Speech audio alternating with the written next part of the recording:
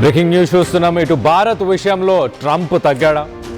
Trade deal ఒప్పందంతో సుంకాలను తగ్గించినట్టు తెలుస్తుంది. ఇటు Russia oil కొనుగోలును ఆపేసిన భారత్ పైన 25% టారిఫ్స్ ఎత్తేస్తున్నట్లు అమెరికా ప్రకటించింది.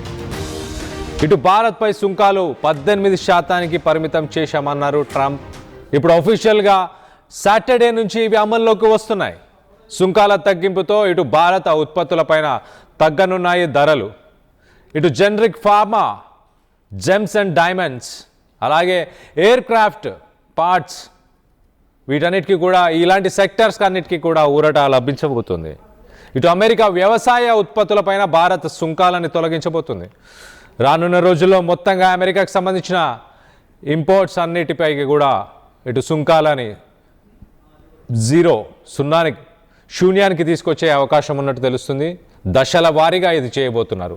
ఇటు మధ్యంతరం ఒప్పందంపై సంయుక్త ప్రకటన విడుదల చేశారు. ప్రస్తుతానికి ఒకసారి ఆ ప్రకటన మనం విజువల్లో చూడొచ్చు. సో మొత్తం మీద ఇటు ఇండియా అలాగే అమెరికా ఇటు రష్యా నుంచి ఆయిల్ కొనుగోలుని ఆపేయడంతో ఒకసారి అది చదివి వినిపించే ప్రయత్నం చేస్తాయి. India will key terms of the interim agreement between the United States and India will include, ఏం ఇంక్లూడ్ చేస్తున్నాయి అన్న పాయింట్స్ని ఒకసారి చెప్పే ప్రయత్నం చేస్తా. India will eliminate or reduce tariffs on US industrial goods and a wide range of US food and agricultural products, including dried distilleries, grains, red sorghum for animal feed, tree nuts, fresh and processed fruit, soya bean oil, wine and spirits and additional products. So మొత్తం మీద India సుంకాలను తగ్గిస్తుంది అమెరికాకు సంబంధించిన industrial goods మీద.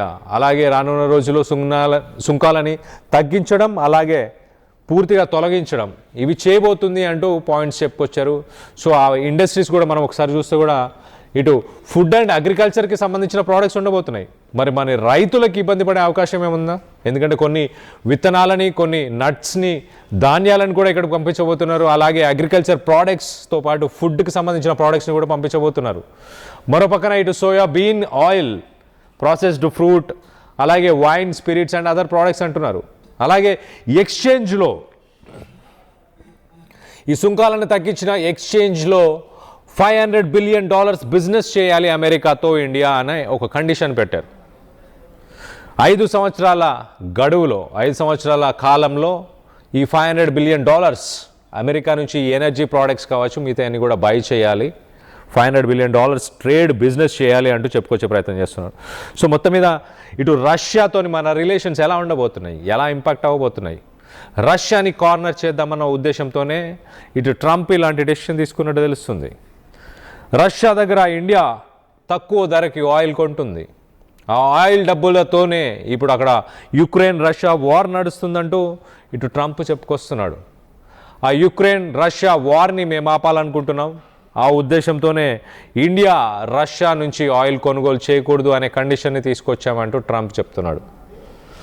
మరోపక్కన India తక్కువ ధరలో, చౌక ధరలో ఇటు రష్యా నుంచి ఆయిల్ని కొనుగోలు చేస్తుంది. ఒక్కసారిగా మరి ఇప్పుడు ఆయిల్ నిల్వలు అవి ప్రస్తుతానికి ఆయిల్ ఇంపోర్ట్స్ని కూడా ఇండియా నిలిపివేయబోతుంది. దీంతో మన రిలేషన్స్ ఎలా ఉండబోతున్నాయి రష్యాతోని, రానున్న రోజుల్లో ఏం జరిగే అవకాశం ఉంది? ఇటు మొత్తానికైతే ఇటు ministry of external affairs Modi అలాగే ట్రంప్ ఉన్న ఈ 2 సంవత్సరాలు, మరీ ముఖ్యంగా ఈ 2 సంవత్సరాలు కొంత ఓపిక వహిద్దాం, ట్రంప్ వెళ్ళిపోయిన తర్వాత కొత్త పాలసీ మేకింగ్ చేద్దామన్న ఉద్దేశంతోనే ఇటు భారత ప్రభుత్వం ఉన్నట్టు తెలుస్తుంది.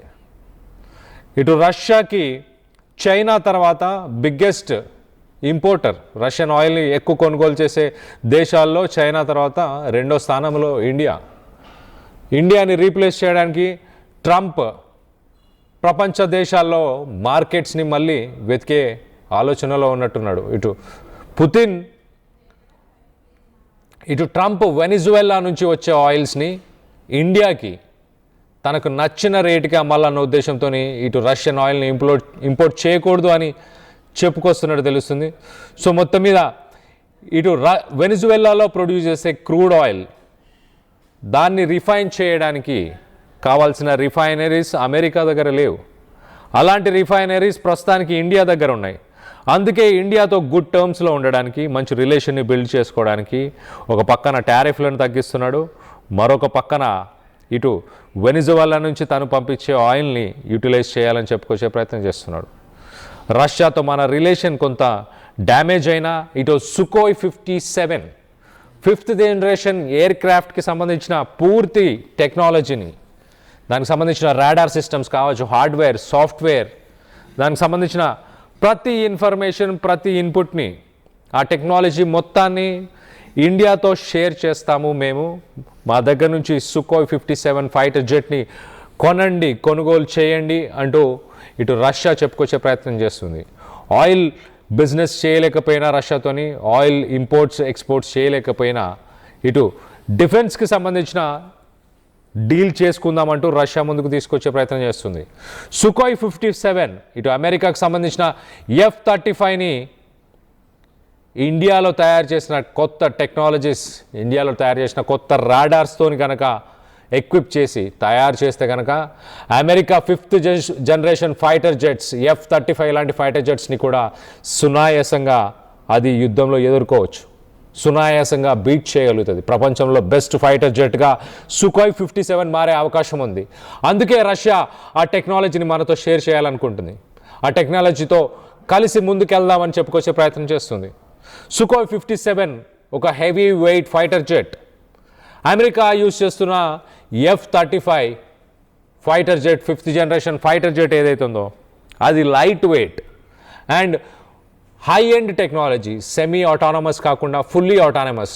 ప్రతి రాడార్స్లో వచ్చే ఇన్ఫర్మేషన్ అంతా కూడా అది ఒక్క బోర్డులో వాటన్నిటినీ కూడా అది అనలైజ్ చేసి ఫైనల్ అవుట్పుట్ని డైరెక్ట్గా ఇచ్చేస్తుంది. కానీ రష్యన్ ఫైటర్ జెట్ సుకోయ్ 57 మాత్రం ఇండివిజువల్గా ప్రతి డేటాని ఇస్తుంది. అంటే దానికి సంబంధించిన డిఫరెంట్ రాడార్స్లో, ఇటు శాటిలైట్ ఇమేజెస్లో కావచ్చు, శాటిలైట్ ఇమేజెస్లో శత్రువుకి సంబంధించిన ఫైటర్ జెట్ ఇక్కడ ఉంది అని చెప్పగలుగుతుంది. ఎట్ ద సేమ్ టైం రాడార్లో ఇంత డిస్టెన్స్లో ఉంది కాబట్టి ఈ మిసైల్ యూజ్ చేయొచ్చు అని. So semi autonomous సుకోయ్ 57. కానీ అమెరికాకు సంబంధించిన ఫైటర్ జెట్ F-35 అది మాత్రం ఫుల్లీ ఆటోనమస్. అది ఆర్టిఫిషియల్ ఇంటెలిజెన్స్ అన్ని రాడార్స్లో చూపించే ఇన్ఫర్మేషన్ అంతా ఒక్కసారిగా క్లబ్ చేసిన తర్వాత అది యాక్షన్ ఏం తీసుకోవాలో కూడా డైరెక్ట్గా చెప్పేస్తుంది.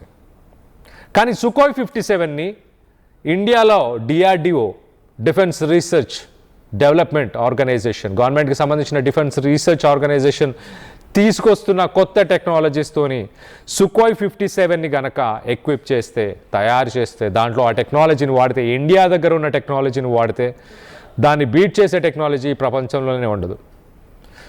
ఆర్సెనైడ్ నైట్రేట్ అలాంటి ఒక టెక్నాలజీ, అంటే జనరల్గా ఈ సెమీకండక్టర్ చిప్స్ ఏదైతే సుకోయ్ 57లో కావచ్చు, F-35లో కావచ్చు, దాంట్లో యూజ్ చేసే చిప్స్ ఏవైతే ఉన్నాయో ఆ చిప్స్లో లేటెస్ట్ టెక్నాలజీ ప్రస్తుతానికి ఇండియా దగ్గర ఉంది. రఫేల్లో కూడా అలాంటి టెక్నాలజీ యూజ్ చేస్తారు. ఫ్రాన్స్ని మనం ఆ టెక్నాలజీ మనతో షేర్ చేయమని అడిగాం. లేదు, ఇది చాలా కాన్ఫిడెన్షియల్ టెక్నాలజీ, మేము మీకు ఇవ్వలేము అంటూ రఫేల్ అమ్మారు, కానీ మనకు ఆ టెక్నాలజీ ఇవ్వలేదు. కానీ భారత ప్రభుత్వం, ఇండియన్ DRDO ఆర్గనైజేషన్ ఆ టెక్నాలజీని ఇవాల్వ్ చేసింది, ఆ టెక్నాలజీని ఇప్పుడు రెడీ చేసింది. అందుకే రష్యా ముందుకు వస్తుంది, ఆ టెక్నాలజీని కలిసి యూజ్ చేద్దాం, ఆ టెక్నాలజీతో మీరు సుకోయ్ 57 2-సీటర్ పైలట్ ఫైటర్ జెట్గా యూజ్ చేస్తారా, ఎలా మాడిఫై చేసుకోవాలనుకున్నా, ఎలా ట్వీక్ చేసుకోవాలనుకున్నా, ఎలాంటి చేంజెస్ చేసుకోవాలనుకున్నా మేము రెడీగా ఉన్నామని చెప్పుకొచ్చే ప్రయత్నం చేస్తున్నారు. సో మొత్తం మీద ట్రంప్ తీసుకొచ్చిన ఈ డెసిషన్స్ వల్ల రష్యాకి ఇండియాకు ఉన్న రిలేషన్స్ ఏమీ పాడవట్లేదు, ఏమీ చెడిపోవట్లేదు, ఇంకా మెరుగుపడే అవకాశం ఉంది. మొత్తంగా సుకోయ్ 57 డిఫెన్స్ డీల్స్ చేసుకుందాం మనం, ఆయిల్ కాకపోతే ఏముంది అన్న ఉద్దేశంలో ధీమాగా ఇటు పుతిన్ ఉన్నాడు, అలాగే ట్రంప్ కూడా ఉన్నాడు, పుతిన్ ఉన్నాడు, అలాగే మోదీ కూడా ఉన్నారు. ఇటు ట్రంప్ మాత్రం మరో 2 సంవత్సరాల కాల పరిమితి కాబట్టి దాని తర్వాత అమెరికాతో రిలేషన్ ఎలా ఉంటుందో అప్పుడు చూద్దాంలే అన్న ఉద్దేశంలో మొత్తానికైతే ఇటు భారత్ సర్కార్ ఉన్నట్టు తెలుస్తుంది. దీనికి సంబంధించి మీరేమనుకుంటున్నారు, మీ అభిప్రాయాలని కింద కామెంట్ రూపంలో తెలియపరచండి. చరిత్ర సృష్టించినోడు ఇప్పుడు ఆ చరిత్రని తిరగరాయబోతున్నాడు. అబద్ధాల గోడల్ని బద్దలు కొట్టి నిజాలను రాగా మీ ముందుంచబోతున్నాడు. నిజమైన వార్తల కోసం వెంటనే డౌన్లోడ్ చేసుకోండి రా యాప్ని.